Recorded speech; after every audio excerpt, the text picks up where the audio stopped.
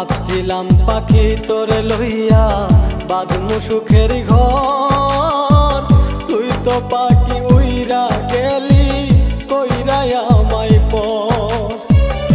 আমি তাকে পাগল পারাই মন পিঞ্জুরাই বসতি, আমি তাকে পাগল পারাই মন পিঞ্জুরাই বসতি।